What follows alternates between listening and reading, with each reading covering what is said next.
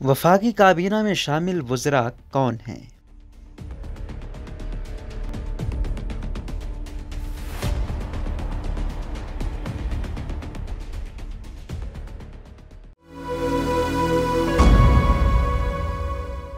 صحافی احمد اعجاز کے مطابق سابق وزیر اعظم عمران خان کے خلاف تحریک عدم اعتماد کامیاب ہونے اور ان کے وزیر اعظم نہ رہنے کے بعد اتحادی جماعتوں کی حکومت نے آخر کار اپنی وفاقی کابینہ تشکیل دے دی ہے۔ وفاقی کابینہ میں مجموعی طور پر 37 اراکین کا اعلان کیا گیا ہے، جس میں 30 وفاقی وزراء، 4 وزرائے مملکت اور 3 مشیر شامل ہیں۔ ایوان صدر سے جاری ہونے والی تفصیلات کے مطابق نئی وفاقی کابینہ میں مسلم لیگ نون کے 12 وفاقی وزراء، 2 وزرائے برائے مملکت اور 2 مشیر ہوں گے اور پیپلز پارٹی کے 9 وفاقی وزیر، 2 وزرائے مملکت اور 1 مشیر شامل ہیں۔ اس کے علاوہ جمعیت علماء اسلام کو 4 جبکہ ایم کیو ایم کو 2 وزارتیں ملی ہیں۔ وفاقی کابینہ میں شامل سیاسی رہنما کون ہیں؟ آئیے ان کی سیاست کا جائزہ لیتے ہیں۔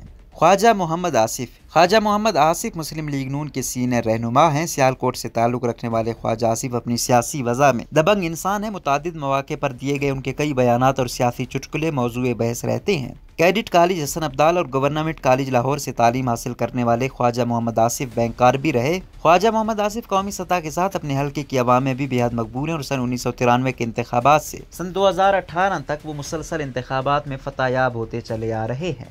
پاکستان مسلم لیگ کے سابقہ ادوار میں خواجہ آصف نجکاری کمیشن کے چیئرمین، پیٹرولیم و قدرتی وسائل، کھیل اور دفاع کے وزیر رہے ہیں۔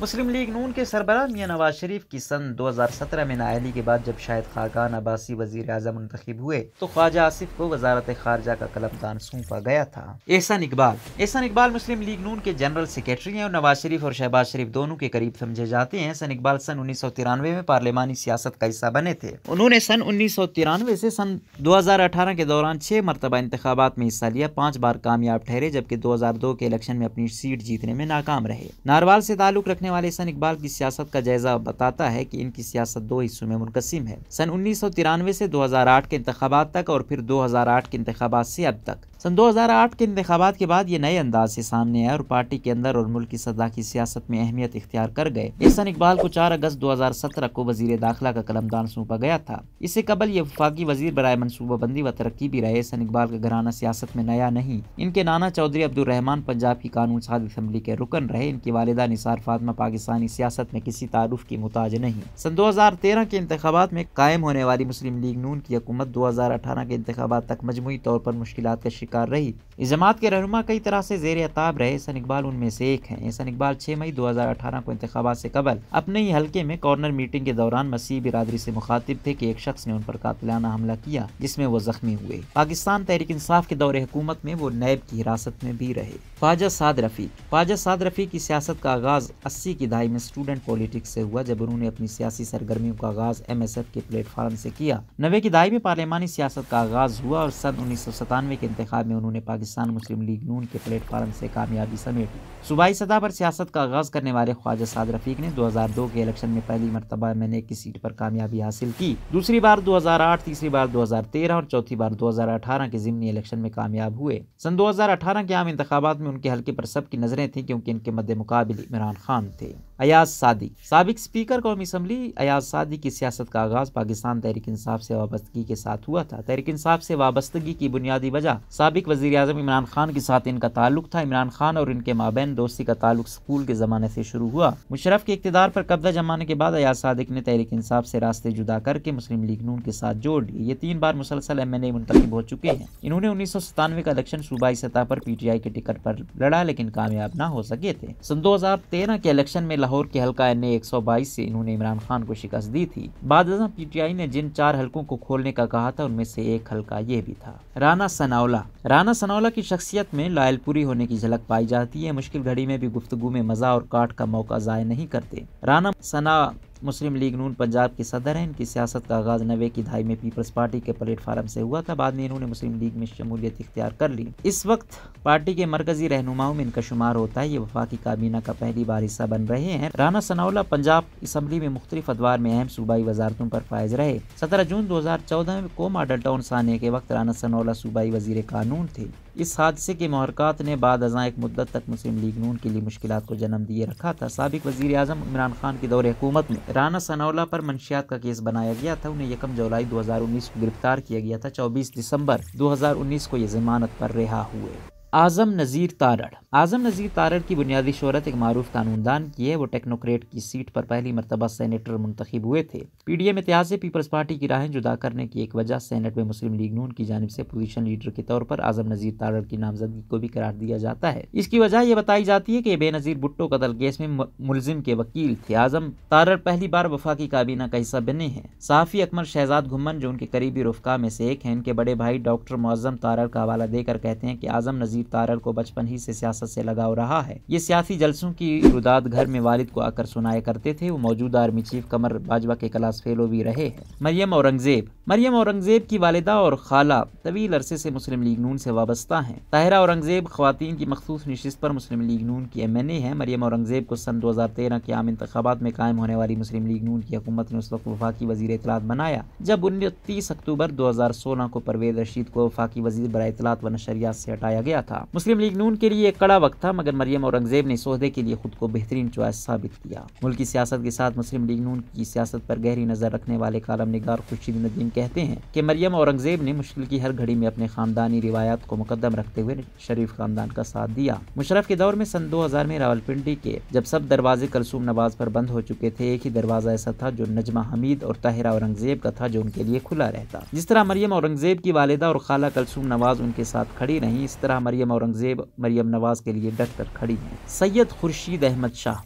سید خورشید احمد شاہ سینئر سیاستدان اور پاکستان پیپلز پارٹی کے اہم رہنما ہیں۔ ان کا تعلق صوبہ سندھ کے شہر سکھر سے ہے۔ یہ 1968 سے عملی طور پر سیاست میں ہیں۔ کالج کے زمانے میں سن 1974 میں طلبہ یونین کے نائب صدر، پھر 4 سال بعد صدر بن گئے۔ سن 1979 میں پارٹی کی طرف سے سکھر میونسپل کارپوریشن کے الیکشن میں حصہ لیا اور جیت گئے۔ اس وقت ان کی عمر محض 27 برس تھی۔ 1980 میں خورشید شاہ سکھر میں پارٹی کے صدر بنے۔ سن 1988 کے انتخابات میں صوبائی سطح کی سیاست کا آغاز کیا اور MPA منتخب ہوئے اور صوبائی وزیر بھی رہے۔ سن 1990 کے الیکشن میں قومی اسمبلی کی سیٹ پر MNA منتخب ہوئے۔ ان کی کامیابی کا سلسلہ بلا تعطل 2018 کے عام انتخابات تک جاری رہا۔ سید نوید قمر۔ سید نوید قمر پیپلز پارٹی کے سینئر رہنما ہیں۔ ان کی سیاست کا آغاز 1988 کے الیکشن سے پیپلز پارٹی کے پلیٹ فارم پر صوبائی نشست سے ہوا تھا۔ یہ صوبائی وزیر اطلاعات بھی رہے۔ سن 1990 کے انتخابات میں صوبائی اس سے قومی اسمبلی کی سیٹ پر آ گئے۔ اس وقت سے 2018 کے انتخابات تک ایک ناقابل شکست چلے آ رہے ہیں۔ یہ مختلف ادوار میں مختلف وزارتوں پر فائز رہے۔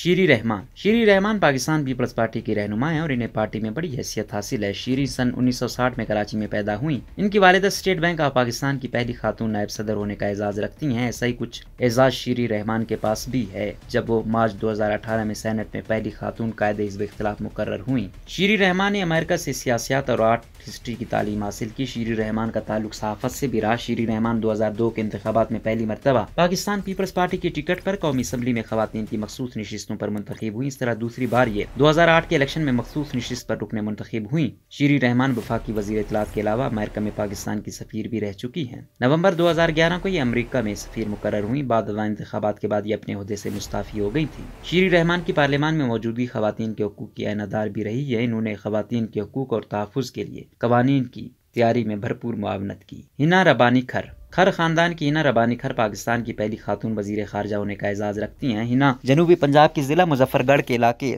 سناما سے تعلق رکھتی ہیں۔ ان کا خاندان سیاست میں کسی تعارف کا محتاج نہیں۔ جب ہنا ربانی کھر نے وزارت خارجہ کا قلمدان سنبھالا تھا تو ان کی عمر بمشکل 35 برس تھی۔ ان کے وزیر خارجہ بنتے وقت کئی تجزیہ کاروں کی جانب سے تنقید سامنے آئی تھی اور اس بارے میں کہا گیا تھا کہ ایک کم عمر اور کم تجربہ کار شخصیت کو اہم وزارت سے نواز دیا گیا، مگر ہنا ربانی کھر نے جب انڈیا کا دورہ کیا تو لوگوں کی توجہ کو اپنی جانب مرکوز کیا تھا۔ شازیہ مری۔ سندھ سے تعلق رکھنے والی شازیہ مری کے والد عطا محمد مری قومی اسمبلی و صوبائی اسمبلی کے رکن رہے ہیں۔ عطا مری سندھ اسمبلی میں ڈپٹی اسپیکر بھی رہے۔ عطا محمد مری کے والد برطانوی عہد میں قانون ساز اسمبلی کے رکن بھی رہے۔ شازیہ مری کی سیاست کا آغاز سندھ اسمبلی سے خواتین کی مخصوص نشست سے انتخابات کی صورت میں ہوا۔ سن 2002 اور 2008 میں یہ سندھ اسمبلی کی نشست پر رہیں۔ جولائی 2012 میں سندھ کی مخصوص خواتین نشست پر قومی اسمبلی کے رکن بن گئیں۔ اس وقت یہ سانگڑ کے حلقہ NA 216 سے MNA हैं। जाहिद अकरम दुरानी। जाहिद अकरम दुरानी अकरम खान दुरानी के साहबजादे हैं। अकरम दुरानी जमीयत उलमा इस्लाम फे के सीनियर रहनुमा हैं। ये मुत्तहिदा मजलिस अमल के प्लेटफार्म से सन 2002 से 2007 तक खैबर पख्तूनख्वा के वजीर आला भी रह चुके हैं। अकरम दुरानी गुज़िश्ता दौरे हुकूमत में वफाकी वजीर बराए हाउसिंग एंड वर्क्स भी काम कर चुके हैं। सन 2018 के इंतखाबात में खैबर पख्तूनख्वा के हल्का NA-35 पर साबिक वजीर आज़म इमरान खान और अकरम दुरानी के माबैन मुकाबला हुआ। ये शहर जमीयत उलमा इस्लाम फे का घर समझा जाता है, मगर इमरान खान ने अकरम खान दुरानी को शिकस्त से दो चार किया। बाद में जब साबिक वजीर आज़म ने यह सीट खाली की तो यहाँ जाहिद अकरम दुरानी ने अपने वालिद की शिकस्त का बदला लिया और MNA मुंतखब हो गए। असद महमूद। असद महमूद मौलाना फजलुर रहमान के बड़े बेटे हैं। ये 2018 के इलेक्शन में टांग के हल्का NA-37 से मुंतखब होकर पार्लियामान का हिस्सा बने, जबकि 2013 के ज़िमनी इलेक्शन में टांग के हल्का से हार गए थे। ये मुल्तान में कारी हनीफ जलंधरी के मदरसा खैरुल मदारिस से फारिगुल तहसीन है और मुल्तान में जामिया कासिमुल उलूम के मुहतमिम हैं। असद सन 2018 में पहली मरतबा जीत कर सामने आए हैं। इनकी सियासी तरबियत मौलाना फजलुर रहमान ने खुद की है। इस्लामाबाद के साफ़ी उमर फारूक, जो जमीयत उलमा इस्लाम फे की सियासत पर गहरी नजर रखते हैं, बताते हैं कि एक बार असद महमूद ने अपने वालिद मौलाना फजलुर रहमान से कहा कि मैं क़ायद-ए-आज़म यूनिवर्सिटी से बैनुल अक़वामी ताल्लुकात आमा की तालीम हासिल करना चाहता हूँ। तो जवाब में मौलाना फजलुर रहमान ने कहा कि तुम घर में यूनिवर्सिटी छोड़कर बाहर जाना चाहते हो। सैयद फैसल अली सब्ज़वारी। सैयद फैसल अली सब्ज़वारी मुत्तहिदा कौमी मूवमेंट पाकिस्तान के अहम और सीनियर रहनुमा हैं, जिनकी सियासत का आगाज सन 2002 से हुआ। फैसल सब्ज़वारी सिंध असम्बली में अपोजिशन लीडर रहे। सन 1975 में पैदा होने वाले फैसल सब्ज़वारी MQM पाकिस्तान का सॉफ्ट इमेज है। ये कराची की सियासत में भरपूर किरदार अदा करते दिखाई देते हैं। शाहज़ैन बुगटी। शाहज़ैन बुगटी ने हालिया अरसे में PTI से अपना इत्तेहाद ख़त्म किया है। ये जमहूरी वतन पार्टी के रहनुमा हैं। शाहज़ैन बुगटी तलाल बुगटी के साहबजादे हैं। सन 2018 के इंतखाबात में शाहज़ैन बुगटी रुकने कौमी असम्बली मुंतखब हुए थे, जबकि इनके भाई सूबाई नशिस्त जीतने में कामयाब हुए थे। 2018 में ये PTI हुकूमती इत्तेहाद का हिस्सा बने थे, मगर जब साबिक वज़ीर आज़म इमरान खान के खिलाफ तहरीक अदम इत्तेमाद लाई गई तो इन्होंने PTI से इत्तेहाद ख़त्म कर दिया। शाहज़ैन बुगटी ने बिलावल भुट्टो ज़रदारी से मुलाकात करके उस वक्त की वफाकी हुकूमत से अलहदगी का ऐलान किया था। इनका PTI हुकूमत पर एतराज़ ये था कि ये डिलीवर करने में अक्सर नाकाम रही है। रोज़नामा कुदरत की वीडियो देखने के लिए अभी YouTube चैनल पर सब्सक्राइब करें और बेल आइकन पर भी क्लिक करें।